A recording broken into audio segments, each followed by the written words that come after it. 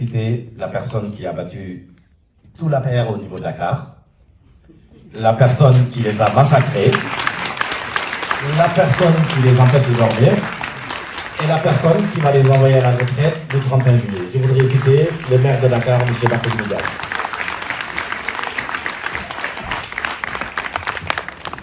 Merci beaucoup. Permettez-moi tout de même de saluer toute l'assistance, chacun en son nom personnel, et vous dire toute la joie que j'ai à être parmi vous aujourd'hui, venir échanger avec vous sur cette thématique qui nous importe à plus d'un titre. Et saluer mon ami, mon frère Bassirou Diomaye Faye que j'ai trouvé ici, ainsi que tous les amis du Pastef qui viennent de Dakar. Et comme gars yi maintenant saa yu ñuy wax ci tubaab gars yi nañu wax leen ci lu ñu mën a dégg kon nag bañ a guddal comme apparemment dañu nar a libéré salle bi à 17h ginnaaw ba ma leen gërëmee sant leen félicité suñu ñett mbokk yi ñu jot a am la possibilité de pouvoir bénéficier de l'investiture de la grande coalition Yewwi Wallu pour représenter la diaspora au niveau de l'hémicycle. Féliciter leen, encourager leen, et puis souhaiter leen bonne chance pour cette élection, parce que diaspora bi bonne chance bi sax amaat na mën na ñàkk, parce que daanaka fulla bu ñuy gis ci diaspora bi taxawaay bi pas-pas bi ak Pastef bi moom yàlla na yàlla xeeb dolli moo tax ma ne tey naa ñëw waxtaan si ak mbokk yi tey ba ma yeewu ñu woo ma ne ma dañu rejeté liste yi ma ne leen rejeté wuñu benn liste dañuy fooy seen xel rek waaw kooku su ngeen ko déggee noonu su ngeen ko jàppee noonu rek ndam mi ngi ci kanam parce que wax ji mooy lan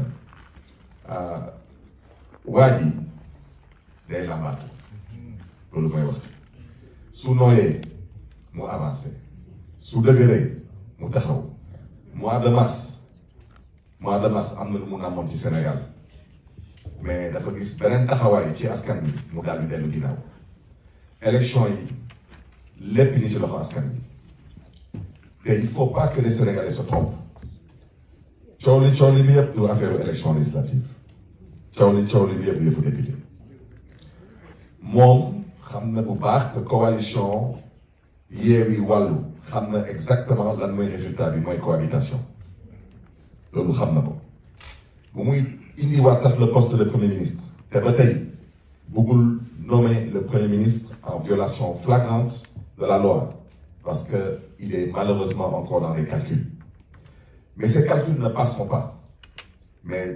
pas si ce peuple accepte de se mobiliser et ce peuple a les moyens de se mobiliser parce que la vérité mooy troisième mandat dañ koy tere Sénégal te wax ci lépp waxu troisième mandat balaa may dee ñu ne ma dañ may vaar parce que man maa fi waxoon que président Macky Sall dafa am droit à un troisième mandat wax jooju musuma ko wax lu ma jotoon wax ci référendum bi ma koy biralaat nee naa référendum suñu demee dans les grandes démocraties on pose une question vous voulez rester dans l'Union européenne oui ou non vous voulez de l'euro oui ou non wante référendum bu mel ni menu restaurant 16 points à l'ordre du jour loolu Macky Sall ko mën a organiser te lu mu naxee askan wi daf ci rax yëfu góor jigéen te tey c'est la plus grosse escroquerie parce qu'il refuse de faire voter la loi que tous les Sénégalais attendent de lui sur l'homosexualité à l'Assemblée nationale donc la vérité mooy lan mooy le président Macky Sall tey su taxawee tey di yëkkati ay kàddu di wax que son travail de président est loin d'être terminé di taxaw di ne qu'il ne va pas se prononcer sur le troisième mandat il n'est ni oui ni non son ancien ministre de la justice tailleur constitutionnel lu mu fi jotoon wax dina ay nul je répète encore nul te ñuy wax ak moom muy wax yeneen dama ne am na fu askan bi tollu pesum kanam borom a koy fajal boppam loolu mooy wax ci balaa may dee nag ñu taxaw di woote Sénégal jàmm di woote Sénégal di woote lu ñu gëmul ñoom seen bopp maa ngi fàttaliku maa ngi toogoon ak suma doomu ndey Abbas Fall suma bureau bu ñu taxawee nekk waa DGE nee nañu ko di prendront pas la liste de la ville de Dakar On a Abbas Diallo, KMDM DGE. Parce que le scandale paye.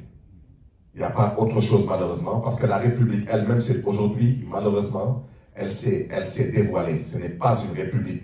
Parce que les hommes qui incarnent cette République ne sont pas des républicains. Ils sont animés d'un esprit partisan, d'un esprit clanique. Ils n'ont qu'une seule chose en tête, c'est de liquider des personnes.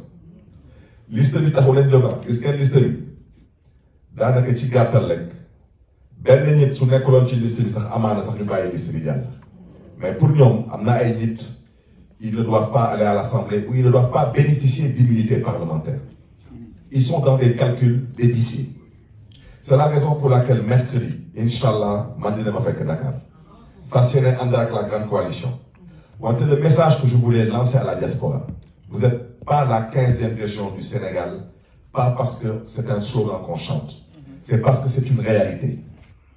Vous êtes la 15e région du Sénégal parce que tey suñu taxawee tey Sénégal ñu ne Sénégal am na stabilité. ginnaaw yàlla laa wax ak ñaani seen loxo yi ci stabilité bi xam ngeen fi may wax su ngeen teyoon seen loxo tey ngeen taxaw ne di ngeen toog ñetti weer seen dërëm du dem Sénégal dëkk bi tàkk te xam ngeen fu may waxee. kon nag lii di fulla lii di fayda lii di pas-pas lii di Pastef ak gëm Sénégal ak gëm ëllëgu Sénégal mooy képp kuy doomu Sénégal te gëm boppam te gëm ëllëgu Sénégal leneen te ñuy sàkku ci yow. Mercredi, faites en sorte que vous ayez une personne qui vous représente à Dakar.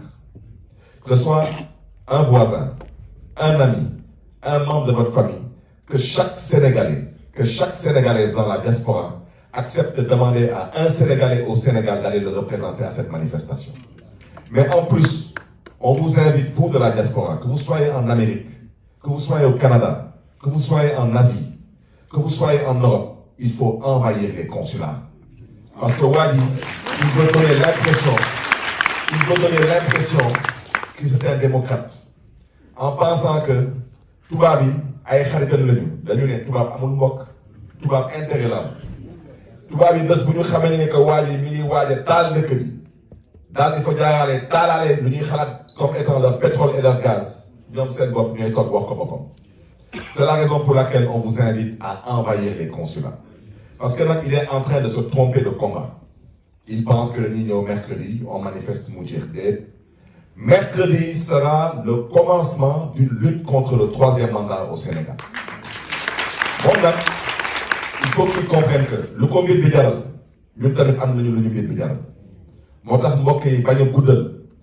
nous insistons auprès de cette 15e région du Sénégal.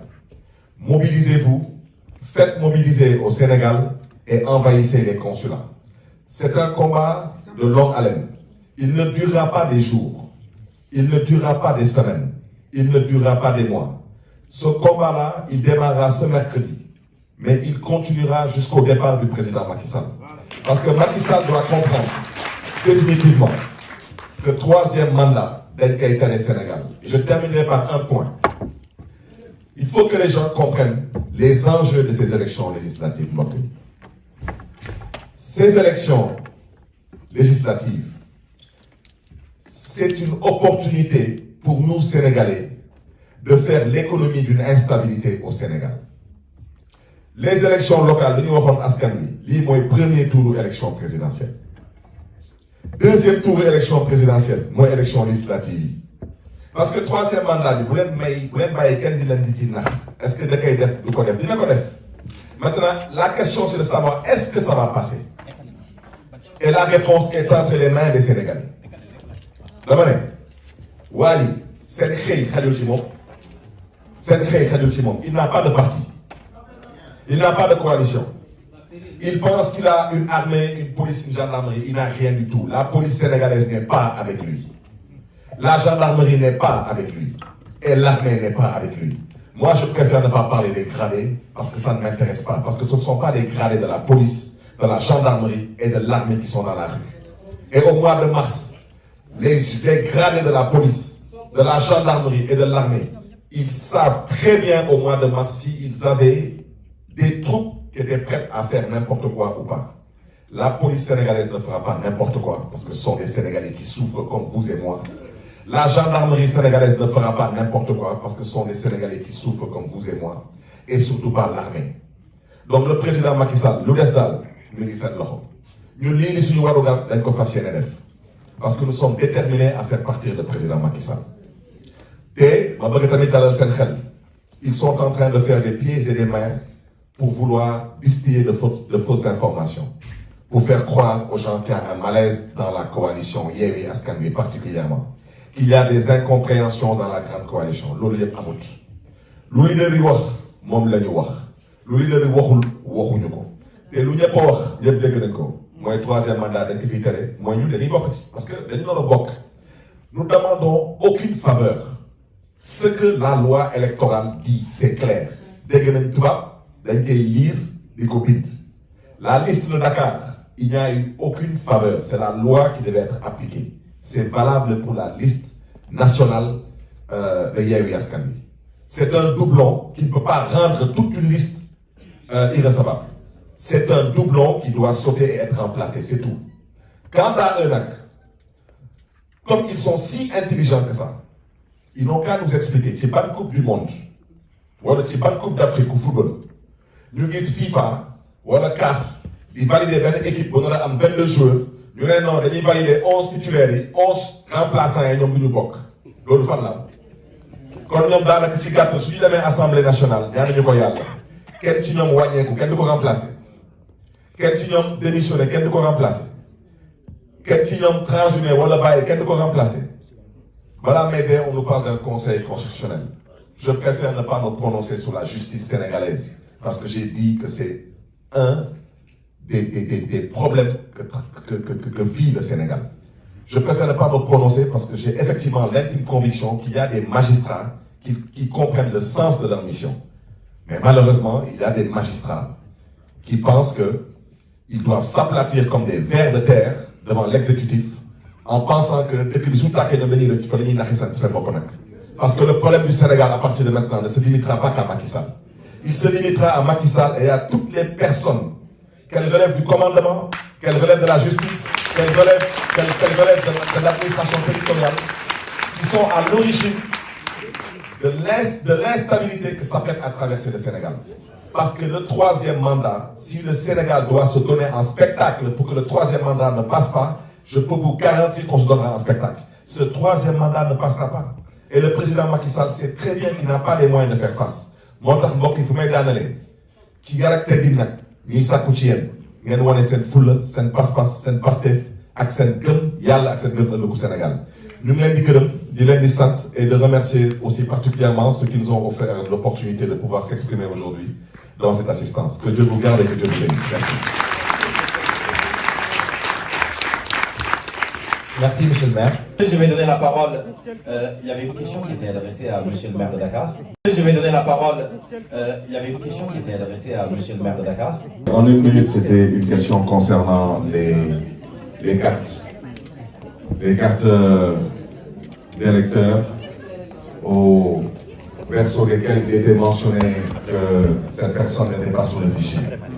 En fait, toutes les personnes qui ne se sont pas inscrites dans le cadre d'une commission des inscriptions, dans le cadre de la révision des listes, effectivement, si vous avez eu une carte d'identité que vous avez eue hors ce canal, sur votre carte, effectivement, il sera mentionné que vous n'êtes pas inscrit sur le fichier. Donc, vous devez profiter de la phase de révision des listes électorales. Et comme vous le savez, avant chaque élection, il y a une révision des listes. Là, malheureusement, c'est passé. Mais je reviens à ce que j'ai déjà dit, l'enjeu, c'est la présidentielle. Donc, il faut, pour ceux qui ont peut-être raté cette occasion, savoir que lors de la révision des listes, malheureusement, ils s'arrangent. Parce qu'aujourd'hui, depuis maintenant qu'ils sont au pouvoir, ils violent la loi électorale. Parce que la loi électorale stipule clairement que ils doivent communiquer à travers les télés, à travers les radios, à travers les spots publicitaires.